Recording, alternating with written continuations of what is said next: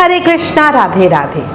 आज इस वीडियो में आपको आषाढ़ मास के मुख्य व्रत और त्योहारों के विषय में बताऊंगी। शास्त्रों में आषाढ़ माह का बहुत महत्व बताया गया है। हिंदू पंचांग के अनुसार साल का चौथा महीना होता है आषाढ़ मास। वर्षा ऋतु का आगमन और आषाढ़ मास की शुरुआत लगभग एक साथ ही होती है।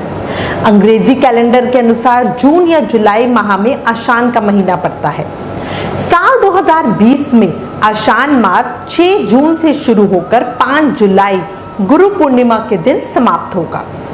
इस महीने में 2 ग्रहण है, जिसमें से एक बड़ा सूर्य ग्रहण है। अब जानते हैं आषाढ़ मास में कौन कौन से मुख्य व्रत और त्योहार मनाए जाएंगे।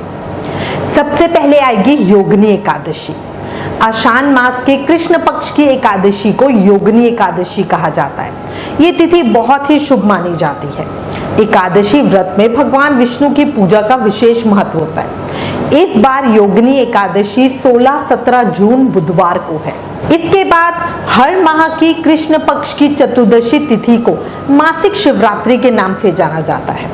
19 जून को मासिक शिवरात्रि व्रत है। इसके बाद है आषाढ़ अमावस्या। अमावस्या तिथि बहुत ही पवित्र तिथि मानी जाती है। विशेषकर स्नान, दान, पुण्य, पितृकर्म आदि के लिए तो बहुत ही पुण्य फलदायी। आषाढ़ मास की अमावस्या 21 जून रविवार को है। आषाढ़ अमावस्या को वलय का सूर्य ग्रहण है, इसलिए अमावस्या के पितृ कार्य 20 जून शनिवार वाले दिन किए जाएंगे। ये 10 अमावस्या कहलाएगी। साल 2020 का भारत में दिखाई देने वाला एकमात्र सूर्य ग्रहण 21 जून को लगने जा रहा है। 21 तारीख को सुबह 9:15 से एक ग्रहण आरंभ हो जाएगा। इस ग्रहण का परम ग्रास 99.4% रहेगा, यानी कुछ स्थानों पर सूर्य पूरी तरह से छुप जाएगा। ये ग्रहण करीब 5 घंटे 48 मिनट 3 सेकंड का होगा। ये बड़ा सूर्य ग्रहण है, इसका सूतक भी मान्य होगा। सूतक और ग्रहण का एग्जैक्ट टाइम आपको अपनी अगली वीडियो में बताऊंगी। इसके बाद आएंगे गुप्त नवरात्रि। प्रत्येक वर्ष में 4 नवरात्रि आती है। साल की पहली नवरात्रि चैत्र मास के शुक्ल पक्ष में आरंभ होती है, जिसे वसंती नवरात्रि कहते हैं। दूसरी नवरात्रि अश्विन मास के शुक्ल पक्ष से आरंभ होती है, जिसे शारदीय नवरात्र के रूप में बनाया जाता है। लेकिन चैत्र नवरात्र और अश्विन नवरात्र के अलावा भी साल में 2 नवरात्रि आते हैं, जिन्हें गुप्त नवरात्रि कहा जाता है।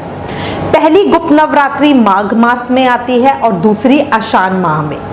इन दोनों गुप्त नवरात्रियों का भी बड़ा महत्व माना जाता है। आषाढ़ माह में इस बार गुप्त नवरात्रि सोमवार 22 जून से शुरू होंगे। इसके बाद है जगन्नाथ यात्रा। आषाढ़ मास के शुक्ल पक्ष की द्वितीय तिथि से भगवान जगन्नाथ की यात्रा निकाली जाती है। इसमें भगवान श्री कृष्ण, माता सुभद्रा व बलराम का पुष्य नक्षत्र में रथोत्सव निकाला जाता है। इस वर्ष जगन्नाथ यात्रा 23 जून दिन मंगलवार निकाली जाएगी, आषाढ़ शुक्ल द्वितीय के दिन। इसके बाद अष्टमी तिथि। हर महीने शुक्ल पक्ष के अष्टमी तिथि के दौरान दुर्गा अष्टमी का उपवास किया जाता है। इस दिन श्रद्धालु दुर्गा माता की पूजा करते हैं और उनके लिए पूरे दिन का व्रत करते हैं। 28 जून रविवार को मासिक दुर्गा अष्टमी व्रत है। इसके बाद है देवशयनी एकादशी। देवशयनी एकादशी बहुत ही खास एकादशी है। इस दिन से धर्म कर्म का काम ज्यादा तेजी से होगा। देवशयनी एकादशी से सभी मांगलिक कार्यक्रम बंद हो जाते हैं। कहा जाता है कि इस समय से भगवान विष्णु चातुर्य मास के लिए मतलब 4 महीनों के लिए सो जाते हैं और देव उठनी कार्तिक की जब देव उठनी एकादशी आती है तब जगते हैं। इस बार देवशयनी एकादशी 1 जुलाई बुधवार की है। जो लोग चातुर्य मास का व्रत नियम लेते हैं वो इसी दिन से उसे शुरू करते हैं। 2 जुलाई का मासिक प्रदोष व्रत है। इसके बाद हमारी आएगी गुरु पूर्णिमा। आषाढ़ पूर्णिमा का दिन सबसे खास माना जाता है। इस दिन को गुरु पूर्णिमा या व्यास पूर्णिमा कहते हैं। इसे महापर्व के रूप में मनाया जाता है। इस बार आषाढ़ पूर्णिमा 5 जुलाई रविवार के दिन है। पूर्णिमा व्रत 4 जुलाई को रखा जाएगा। सत्यनारायण भगवान की पूजा व्रत भी 4 जुलाई को होगी। 5 जुलाई को चंद्र ग्रहण है। ये एक उप छाया का चंद्र ग्रहण है, इसलिए इसका कोई भी सूतक मान्य नहीं होगा। आषाढ़ मास की पूर्णिमा को कोकिला व्रत भी रखा जाता है, जो ज्यादातर दक्षिण भारत में प्रचलित है। ये नियम से 8 दिन का व्रत होता है, जिसमें भगवान सूर्य की पूजा होती है। आयुर्वेद के अनुसार आषाढ़ माह में पका बेल नहीं खाना चाहिए। इस माह में हरी सब्जियां नहीं खानी चाहिए। बट इस महीने में ना खूब खेलना चाहिए और कसरत करनी चाहिए। इसके साथ ही अपने सेवित शिव विग्रह लड्डू गोपाल या युगल सरकार राधा कृष्ण को विभिन्न चटनियों का भोग जरूर लगाएं, बहुत उत्तम होता है। कच्ची आंवली की चटनी पुदीना और धनिये पत्ते के साथ बनी हुई। मैं उम्मीद करती हूँ इस वीडियो में दी गई जानकारी आपके लिए उपयोगी होगी।